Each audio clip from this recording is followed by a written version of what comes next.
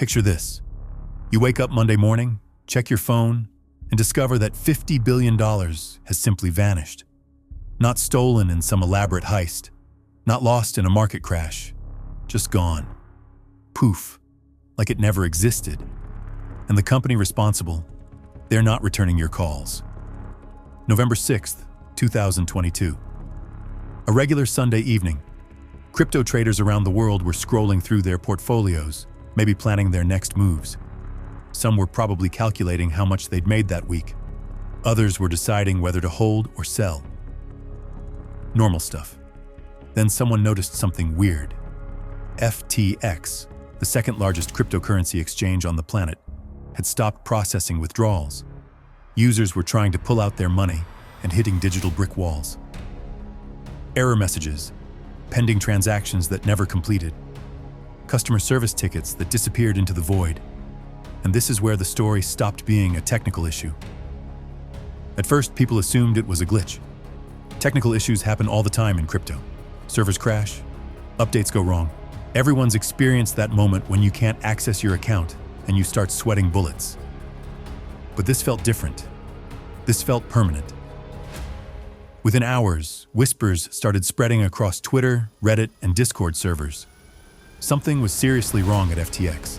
The company that had been buying Super Bowl ads and sponsoring Major League Baseball stadiums was suddenly acting like a corner store that ran out of change. But here's the thing. FTX wasn't just any crypto exchange. This was the golden child of the industry. The company that made cryptocurrency feel safe, legitimate, almost boring. They had celebrity endorsements, regulatory approval, partnerships with traditional banks. Their founder appeared on magazine covers and testified before Congress like some kind of digital finance prophet. Sam Bankman-Fried, the guy behind it all, had become the poster boy for responsible crypto. Messy hair, basic clothes, sleeping on beanbags in his office. He looked like every computer science major you knew in college, except this one was worth $30 billion and kept talking about saving the world through effective altruism. The media loved him. Politicians trusted him. Even people who hated cryptocurrency made exceptions for FTX because it seemed different, more professional, more adult. Like finally, someone had figured out how to do this whole digital money thing without the chaos and scams that plagued the rest of the industry. FTX processed billions in trades every single day. Pension funds invested through them. Hedge funds parked money there. Regular people who had never bought crypto before felt comfortable enough to try it because FTX felt like a real bank. They had insurance. They had audits. They had all the right paperwork filed in all the right jurisdictions. On paper, this was the safest exchange in crypto.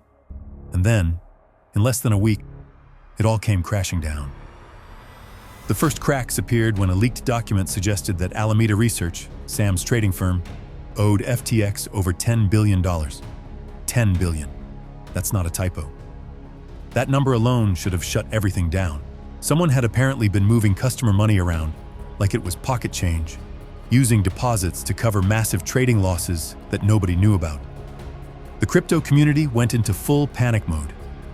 If FTX could collapse, if Sam Bankman-Fried could be running some kind of shell game, then nothing in this space was safe. The one exchange that everyone trusted, the one that seemed too big and too regulated to fail, was suddenly looking like every other crypto disaster waiting to happen. But the real shock wasn't just that FTX was broke. It was how broke they were. We're talking about a company that had been valued at $32 billion just months earlier. They had raised money from the biggest venture capital firms in the world. They owned naming rights to the Miami Heat's arena. They were supposed to be swimming in cash. Instead, they had a hole in their balance sheet so massive that it made the entire crypto industry look like a house of cards built on quicksand. Customer funds that should have been sitting safely in segregated accounts were nowhere to be found. The money people thought was theirs had been gambled away on risky trades that went spectacularly wrong. And Sam, the guy who had been preaching about transparency and responsible management, suddenly couldn't explain where billions of dollars had gone. The man who had lectured others about proper risk management had apparently been playing fast and loose with other people's money while building his reputation as crypto's most trustworthy leader.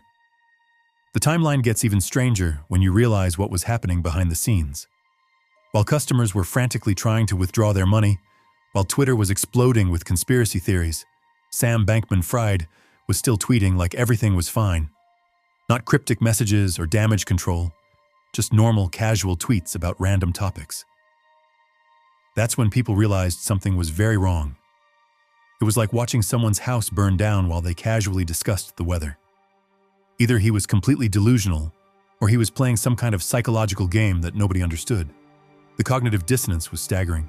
Meanwhile, Alameda Research, his trading company, was hemorrhaging money faster than anyone thought possible. We're talking about losses that would make a casino blush. Risky bets on everything from obscure cryptocurrencies to political prediction markets. Trades so reckless that professional gamblers would have walked away. But here's where it gets really twisted. Alameda wasn't just losing their own money. They were losing FTX customer deposits. Money that belonged to teachers, nurses, college students, retirees. People who had scraped together their savings because they believed in Sam's vision of responsible crypto trading. The math was brutal. Alameda owed FTX over $10 billion. FTX had maybe $1 billion in actual liquid assets. That's a $9 billion gap that nobody could explain. $9 billion of customer money had simply evaporated into bad trades and worse decisions. As the truth started leaking out, the dominoes began falling faster. First, Binance, FTX's biggest competitor, announced they were selling all their FTX tokens. Then major investors started distancing themselves. Then employees began resigning en masse. The corporate death spiral had begun, but Sam wasn't going down quietly. He started doing interviews, posting on social media, trying to control the narrative. His explanations kept changing.